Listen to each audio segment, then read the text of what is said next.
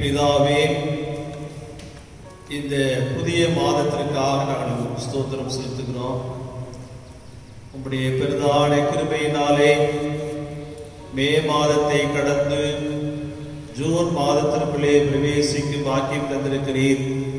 ஸ்தோத்திரம் செலுத்துகிறோம் அப்பா. கடந்து போன மாதம் முழுவதும் நீர் எங்களை ஆச்சரியமாக வழியடைத்து வந்திருக்கிறீர். உமக்கு ஸ்தோத்திரம். எத்தனையோ தீமைகள், ஆபத்துகள், வியாதிகள், பலவிதமான சூழ்நிலைகள், ஆனாலும் நீர் எங்களோடு கூட இருந்து எங்களை பாதுகாத்து பராமரித்து எங்களுடைய தேவைகளை சந்தித்து எங்களை மிகவும் ஆச்சரியமாக நீர் வழிநடத்தி வந்திருக்கிறீர் அப்பா. நாங்கள் உங்களுக்கு ஸ்தோத்திரம் செலுத்துகிறோம். இந்த புதிய மாதத்திற்குள்ளே நாங்கள் அடியெடுத்து வைத்திருக்கிறோம். இப்பொழுதும் உம்மை துதிக்கவும் உம்மை ஆராதிக்கவும் நாங்கள் ஆயத்தப்படுகிறோம். புதிய ஆசீர்வாதங்களை பெற்றுக்கொள்வதற்கு நீர் எங்களை தகுதிப்படுத்தும். உம்முடைய நாமம் மகிமைப்படுவதாக. எங்கள் ஆண்டவர் இயேசு கிறிஸ்துவின் மூலம் வேண்டிக் கொள்கிறோம் பிதாவே. ஆமென். தேவ நாமத்திற்கு மகிமை உண்டாக. நாம் யாவரும் இணைந்து 200 ஆண்டு கீதங்களில் 614வது பாடலை பாடுகிறோம். உந்தன் சொந்தமாக்கினே என்ற பாடலை நாம் பாடுகிறோம்.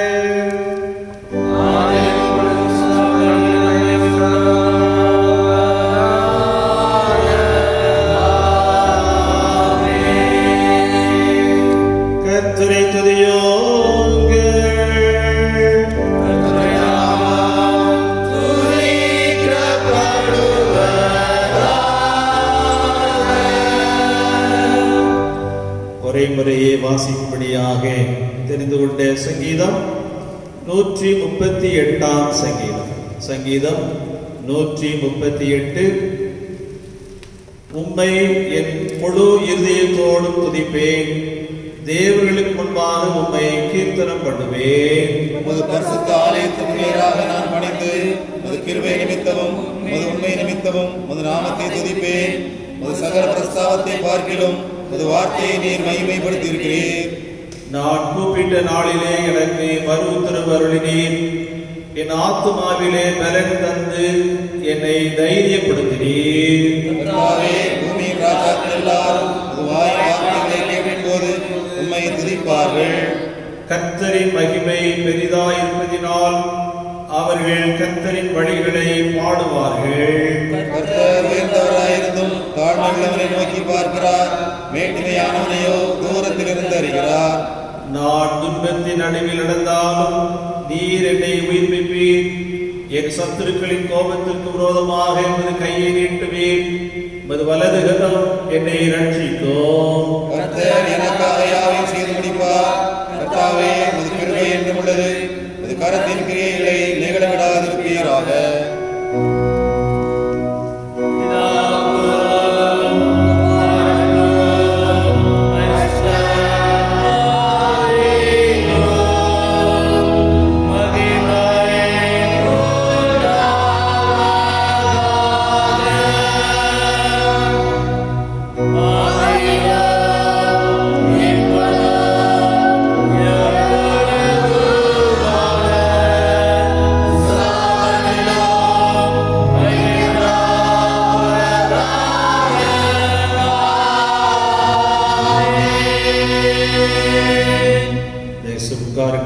வேத பாடம் வாசிக்க கேட்போம். வாசிக்கும்படியாக தெரிந்து கொள்ளப்பட்ட பொதுவான வேத பாடம் ஏசாயா தீர்க்கதரிசியின் புத்தகம் 30ஆம் அதிகாரம் 15ஆம் வசனம் முதல் 18ஆம் வசனம் முடிய. ஏசாயா தீர்க்கதரிசியின் புத்தகம் 30ஆம் அதிகாரம் 15ஆம் வசனம் முதல். நீங்கள் மனம் திரும்பி அமர்ந்திருந்தால் ரட்சிக்கப்படுவீர்கள். அமெரிக்கையும் நம்பிக்கையுமே உங்கள் பலனாய் இருக்கும் என்று இஸ்ரவேலின் பரிசுத்தராய் இருக்கிற கர்த்தராகிய தேவன் சொல்லுகிறார். நீங்களோ அப்படி செய்ய மனதாயிராமல், அப்படி அல்ல, குதிரைகளின் மேல் ஏறி ஓடிப்போவோம் என்கிறீர்கள். அப்படியே ஓடிப்போவீர்கள். வேகமான வாகனங்களின் மேல் ஏறி போவோம் என்கிறீர்கள். அப்படியே உங்களை துரத்துகிறவர்கள் வேகமாய் துரத்துவார்கள். நீங்கள் மலையுச்சியின் மேல் ஒரு கம்பத்தை போலவும் மேட்டின் மேல் ஒரு கொடியைப் போலவும் மீந்திருக்கும் மட்டாக ஒருவன் பயமுறுத்த 1000 பேரும் 5 பேர் பயமுறுத்த நீங்கள் அனைவரும் ஓடி போவீர்கள். ஆனாலும் உங்களுக்கு இறங்கும்படி கர்த்தர் காத்திருப்பார். உங்கள் மேல் மனதுருகும்படி எழுந்திருப்பார். கர்த்தர் நீதி செய்கிற தேவன். அவருக்கு காத்திருக்க அனைவரும் பாக்கியவான்கள். வாசிக்கும்படியாக தெரிந்து கொள்ளப்பட்ட பொதுவான வேத பாடம் வாசித்தாயிற்று.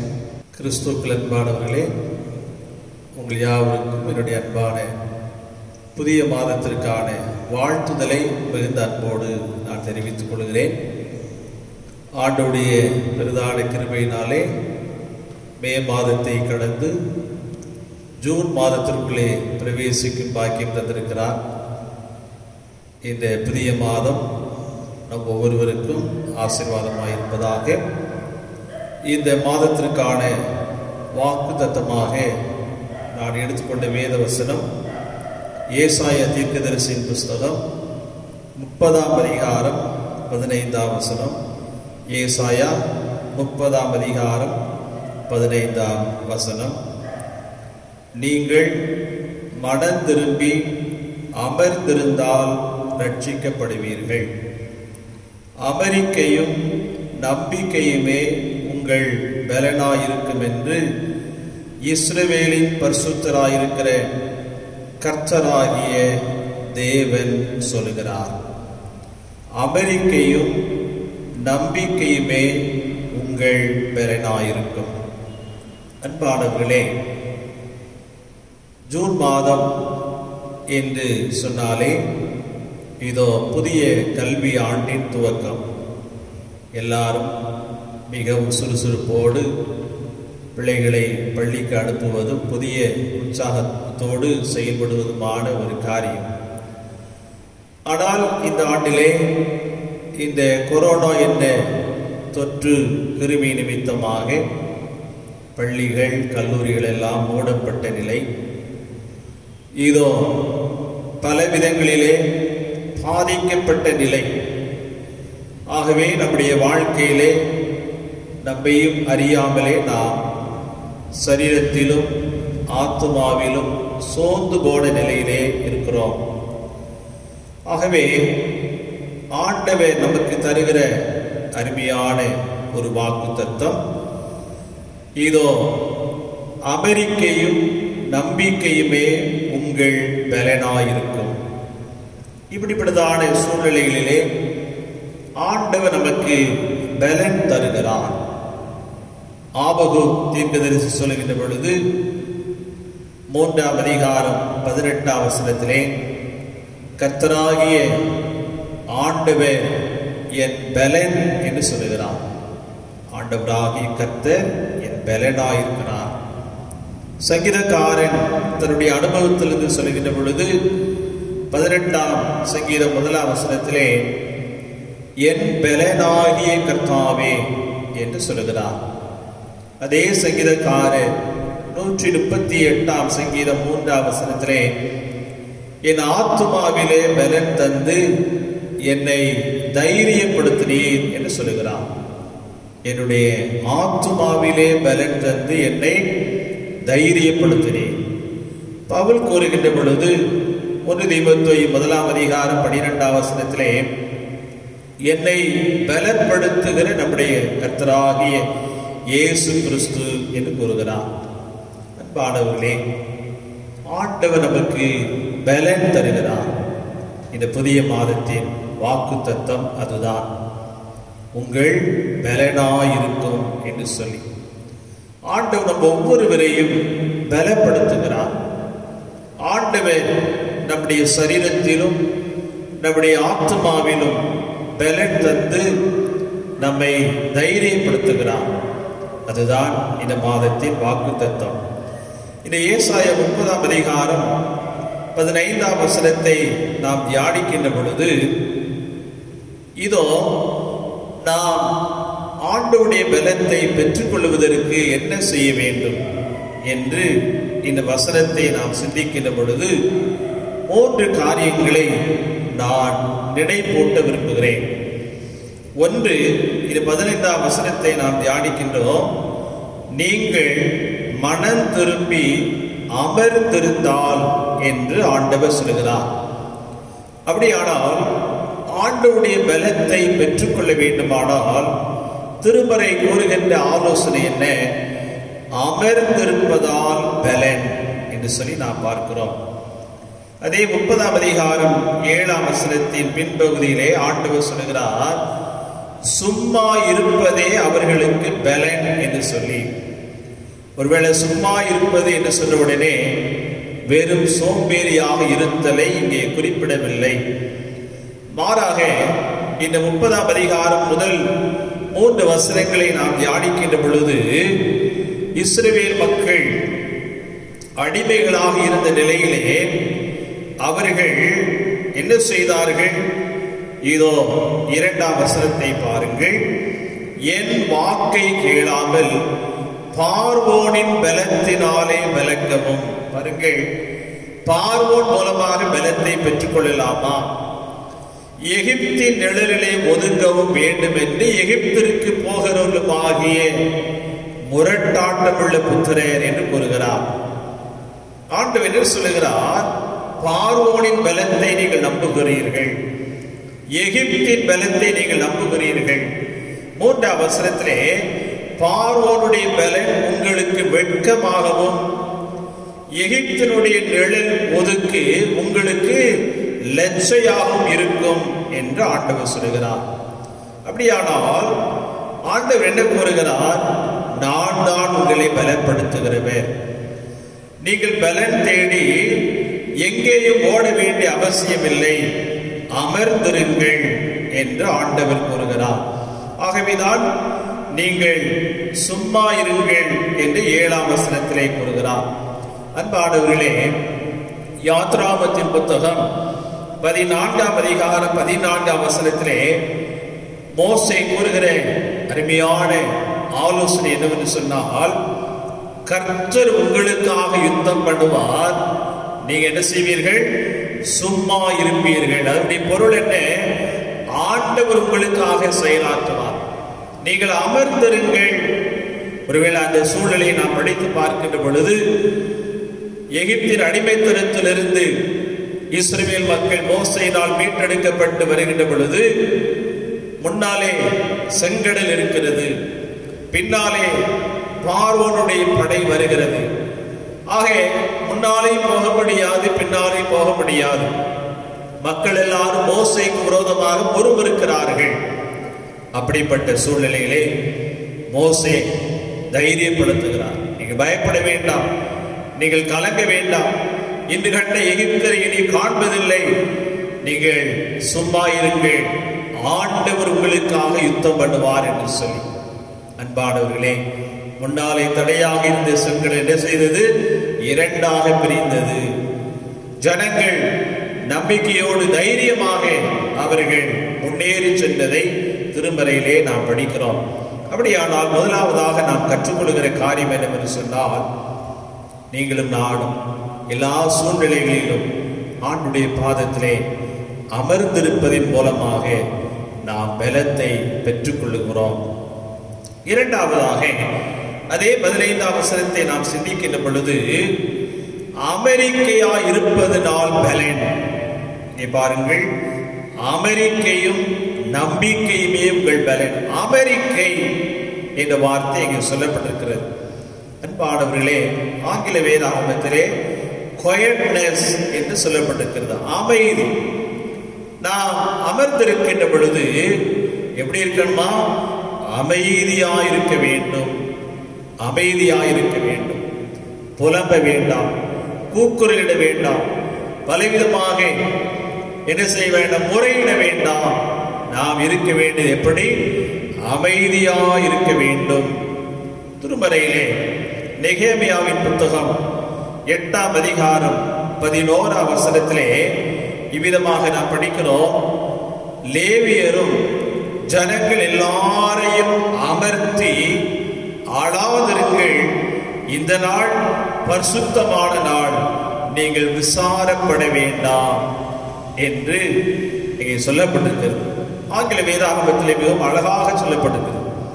The Levites still all the people saying, be quiet. அமைதியாயிருங்கள். காரணம் என்னவென்று சொன்னால், எஸ்ரா தலைமையின் கீழே ஒரு கூட்ட மக்கள் பாபிலோனிலிருந்து எருசலேமுக்கு நேராக வருகின்ற பொழுது ஒரு இடத்திலே அமர்ந்திருந்து எஸ்ரா வேத நியாயப்பிரமாண புத்தகத்தை எடுத்து வாசிக்கின்றார். ஜனங்கள் எல்லாரும் என்ன செய்கிறார்கள்?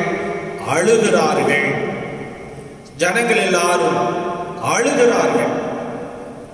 தங்களுடைய பாவங்களுக்காக இதோ முறையிடுகிறார்கள். அன்பானவர்களே, அங்கே எஸ்ரா என்ன சொல்லுகிறார்? நீங்கள் துக்கப்பட வேண்டாம், நீங்க என்ன செய்ய வேண்டாம்? அழ வேண்டாம். நீங்கள் துக்கப்படக்கூடாது, அழவும் கூடாது. அது மாத்திரமல்ல, கர்த்தருக்குள் மகிழ்ச்சியாயிருப்பதே உங்கள் பலன் என்று சொல்லுகிறார். ஆண்டவருக்குள்ளாக மகிழ்ச்சியோடு இருப்பதுதான் உங்கள் பலன். நீங்கள் அழக்கூடாது என்று அங்கே எஸ்ரா சொல்லுகிறார். இதோ லேவியர்களும் அவிதமாக சொல்லுகிறார்கள். என்ன சொல்லுகிறார்கள்? நீங்கள் அமைதியாயிருங்கள் என்று சொல்லி. அன்பானவர்களே, நம்முடைய வாழ்க்கையிலும் இதோ நீங்களும் நானும் பலவிதமான நெருக்கமான சூழலின் மத்தியிலும் ஆண்டுடைய பாதத்திலே அமர்ந்திருப்பது மாத்திரமல்ல, இதோ அமைதியாக இருக்கும்படியா அழைக்கப்படுகிறோம். நம்முடைய கவலைகள், துக்கங்கள், பாரங்கள் எல்லாவற்றையும் நாம் தூக்கி தூர வைத்து விட்டு இதோ அமைதியாய் ஆண்டுடைய பாதத்திலே தரித்திருக்கும்படியாக நாம் அழைக்கப்படுகிறோம். மூன்றாவதாக, அதே வசனத்தை நாம் சிந்திக்கின்ற பொழுது இங்கே சொல்லப்பட்டிருக்கிற காரியம் என்னவென்று சொன்னால், ஆண்டவர் பேரில் நம்பிக்கையாய் இருப்பதால் பலன் என்று பார்க்கிறோம். நம்பிக்கை யார் மேலே? ஆண்டவர் பேரிலே நம்பிக்கை. இவ்விதமாக சொல்வார்கள், யானையின் பலன் எதில? தும்பிக்கையிலே என்று சொல்வார்கள்.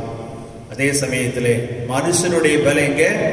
நம்பிக்கையிலே என்று சொல்வார்கள். ஆக நம்பிக்கை தான் நமக்கு பலன். யாரை நம்புவது? ஒருவேளை மனிதரை நம்புவதா, ஆண்டவரை நம்புவதா? திருமறையிலே நம்பிக்கை குறித்து அநேக காரியங்கள் சொல்லப்பட்டிருக்கிறது. நீதிமொழிகள் 28ஆம் அதிகாரம் 26ஆம் வசனத்திலே தன் இருதயத்தை நம்புகிறவன் மூடன் என்று சொல்லப்பட்டிருக்கிறது. இதோ மீகா 7ஆம் அதிகாரம் 5ஆம் வசனத்திலே சிநேகிதனையோ வழிகாட்டியோ நம்ப வேண்டாம். ஏசாயா 2ஆம் அதிகாரம் 12ஆம் வசனத்திலே நாசியிலே சுவாசம் உள்ள மனுஷனை நம்புவதை விட்டுவிடுங்கள் என்று சொல்லப்பட்டிருக்கிறது.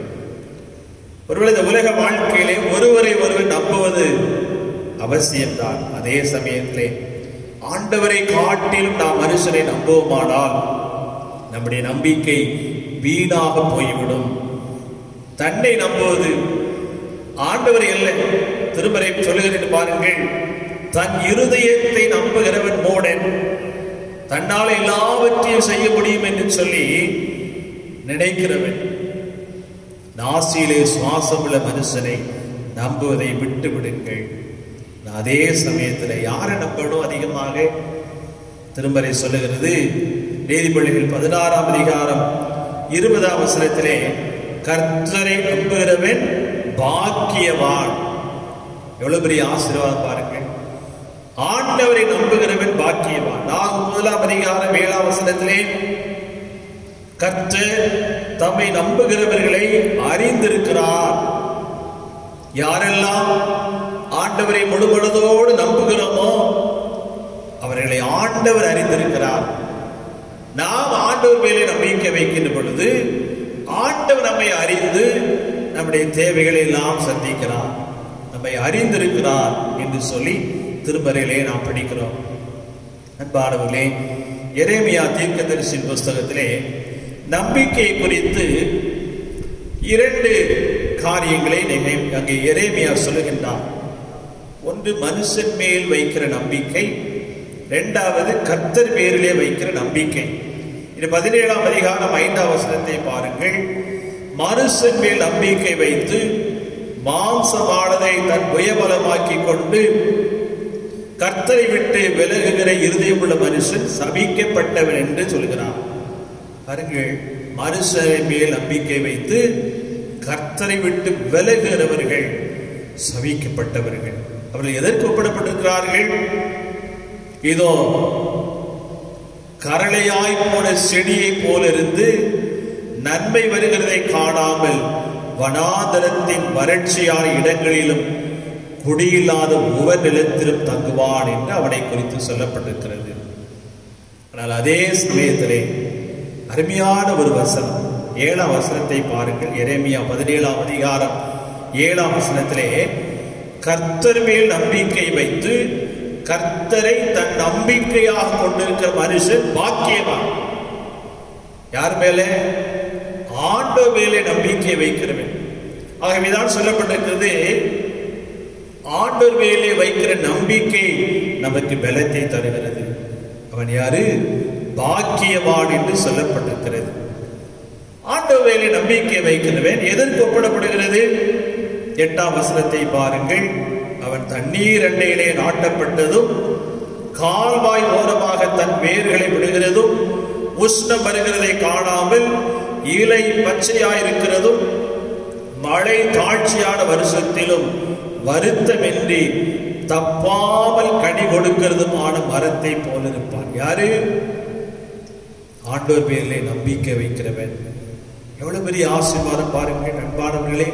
கர்த்தரை நம்பருடைய வாழ்வு ஒரு ஆசீர்வாதமான ஒரு வாழ்வு, பாக்கியம் நிறைந்த ஒரு வாழ்வு, செழிப்புள்ள வாழ்வு. கர்த்தரை நம்புகிறவனோ செழிப்பான் என்று திருமறையிலே நாம் படிக்கிறோம்.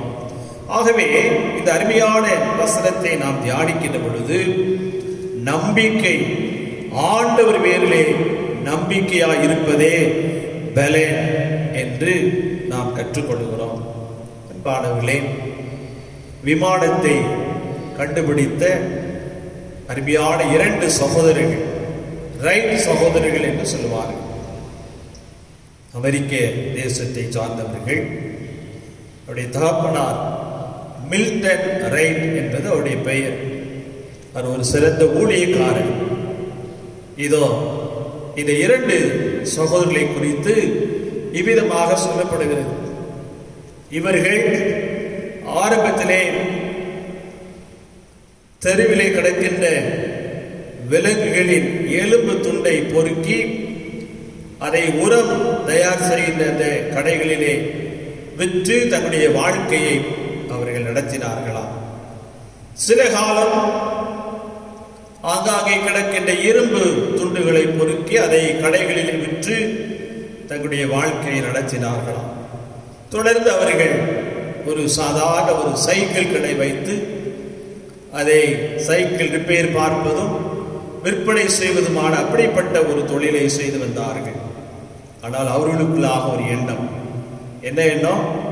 இதோ அவர்கள் விமானம் தயாரிக்க வேண்டும், எவ்விதமாக அதை தயாரிப்பது என்ற முயற்சியிலே அவர்கள் அதிகமாக ஈடுபட்டார்கள். ஒருவேளை பல தோல்விகளை எல்லாம் அவர்கள் சந்தித்தாலும் இதோ அவர்களை குறித்து இவ்விதமாக எழுதப்பட்டிருக்கிறது. அவர்கள் என்ன செய்தார்களா? ஆண்டவரை முழுவதுமாக நம்பினார்களா? தேவனால் எல்லாம் கூடும் என்ற அந்த வார்த்தையை அதிகமாக நம்பினார்கள். தேவனாலே எல்லாம் கூடும். ஆக இந்த வார்த்தையை நம்பி, ஆண்டவரே உம்மால் எல்லாம் கூடும் என்று சொல்லி, அந்த வார்த்தையை நம்பி ஆண்டவரால் கூடும் என்று சொல்லி ஆண்டவரை நம்பி அவர்கள் முயற்சி செய்து கடைசியாக அவர்கள் விமானத்தை தயார் செய்து முதலாக விமானத்திலே பயணம் செய்தவர்கள் என்று அவர்களை குறித்து சொல்லப்பட்டிருக்கிறது. அன்பானவர்களே, எளிய குடும்பத்திலே இருந்தால் அவர்களுக்குள்ளாக ஒரு நம்பிக்கை இருந்தது. அந்த நம்பிக்கையானது அவருடைய வாழ்வை உயர்த்தினது. ஒருவேளை நம்முடைய வாழ்க்கையிலும் நம்பிக்கை அவசியம். ஆண்டவர் மேலே வைத்திருக்கிற நம்பிக்கை அவசியம். ஆண்டவர் நமக்கு அருமையான வாக்குத்தத்தம் கொடுக்கிறார். என்ன வாக்குத்தத்தம்? நீங்கள் மனம் திரும்பி அமர்ந்திருந்தால் ரட்சிக்கப்படுவீர்கள். அமெரிக்கையும் நம்பிக்கையுமே உங்கள் பெறனாயிருக்கும் என்று ஆண்டவர் வாக்கு கொடுக்கிறார். ஒருவேளை இந்த புதிய மாதத்திலே ஆண்டவர் தம்முடைய வார்த்தை மூலமாக நம்மை ஆசீர்வதிக்கிறார். பலவிதமான சூழ்நிலைகள் இருந்தாலும் ஆண்டவர் நம்மை பலப்படுத்தி நம்மை உற்சாகப்படுத்தி நம்மை ஆசீர்வதிக்கிறார். இந்த வாக்குத்தத்தத்தை நம்பி, ஆண்டவரே என்னையும் எங்களையும் எங்கள் ஒவ்வொருவரையும் நீர் பலப்படுத்தும் என்று சொல்லி ஆண்டவருடைய கரங்களிலே நம்மை அர்ப்பணிப்போம். ஆண்டவர் இந்த புதிய மாதத்தை நமக்கு ஆசீர்வதித்து தருவாராக. ஆமென். தலை தாழ்த்தி நாம் ஜெபிப்போம். பலனொன்றுமில்லை தேவா, ஆவியால் பலப்படுத்து, சத்துவமில்லாத எனக்கு சத்துவம் தந்தருளோ, சத்துவம் இல்லாத எனக்கு சத்துவம் தந்தருளோ. அன்பின் பிதாவே, என்னையும் எங்களையும் இந்த அருமையான ஆராய்ச்சியை பங்கு பெறுகின்ற ஒவ்வொருவரையும் நீர் பலப்படுத்தி இந்த புதிய மாதத்தை எங்களுக்கு ஆசீர்வாதமாக்கி தாரும்.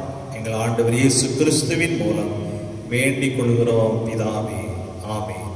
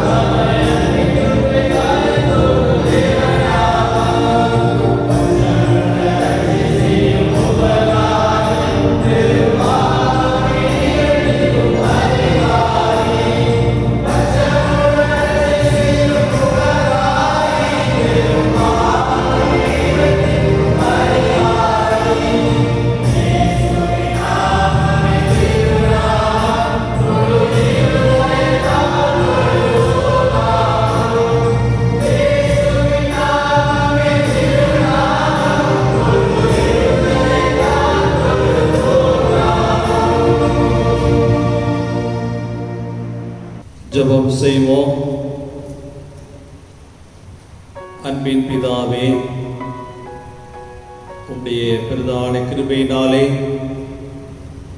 புதியதொரு மாதத்திற்குள்ளே பிரவேசிக்கும் பாக்கியம் எங்களுக்கு தந்திருக்கிறீர். உமக்கு ஸ்தோத்திரம், ஸ்தோத்திரம், ஸ்தோத்திரம் அப்பா. கடந்து போன மாதம் முழுவதும் நீர் எங்களை கண்ணின் மணியை போல பாதுகாத்து வந்திருக்கிறீர். ஸ்தோத்திரம். பாராட்டிய எல்லா நன்மைகளையும் நினைத்து நாங்கள் உமக்கு ஸ்தோத்திரங்களை செலுத்துகிறோம். குறிப்பாக இந்த புதிய மாதம் அனைவருக்கும் ஆசீர்வாதமாக இருக்க நாங்கள் ஜெபிக்கிறோம். கொடுத்திருக்கிற வாக்கு தத்தங்களுக்காக நாங்கள் உங்களுக்கு நன்றி செலுத்துகிறோம். அமெரிக்கையும் நம்பிக்கையுமே உங்கள் பலனாயிருக்கும் என்று எங்களுக்கு வாக்கு தந்திருக்கிறேன்.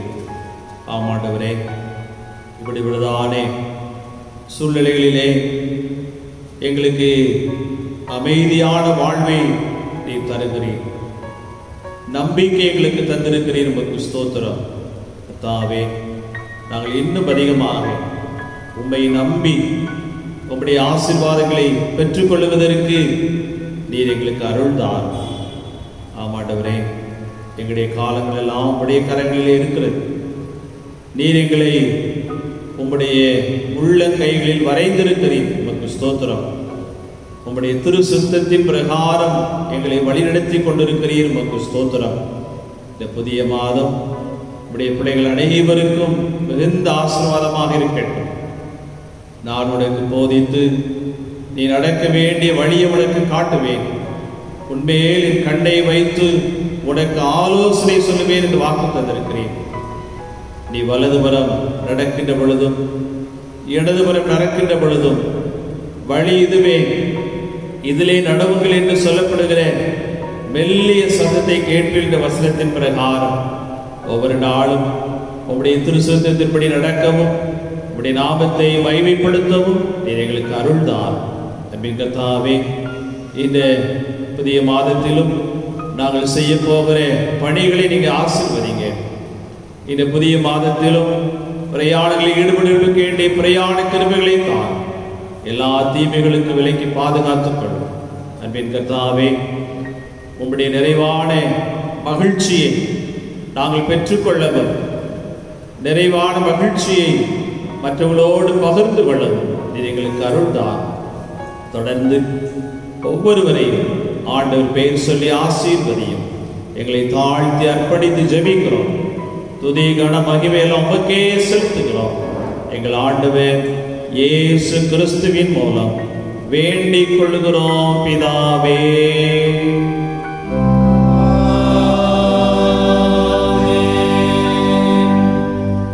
தேவனுடைய இரக்கமுள்ள கிருபைக்கும் பராமரிப்புக்கும் உங்களை ஒப்புவிக்கிறோம். கர்த்தர் உங்களை ஆசீர்வதித்து காத்தாதரிக்க கடவர். கர்த்தருடைய துன்பத்தை உங்கள் மேல் பிரகாசிக்க பண்ணி உங்கள் மேல் கிருபையாயிருக்க கடவர். கர்த்தருடைய துன்பத்தை உங்கள் மேல் பிரசன்னமாக்கி இப்பொழுதும் எப்பொழுதும் உங்களுக்கு சமாதானம், சந்தோஷம், சகலவிதமான ஆசீர்வாதங்களையும் சம்பூர்ணமாய் கட்டளையிட கடவர். Amen.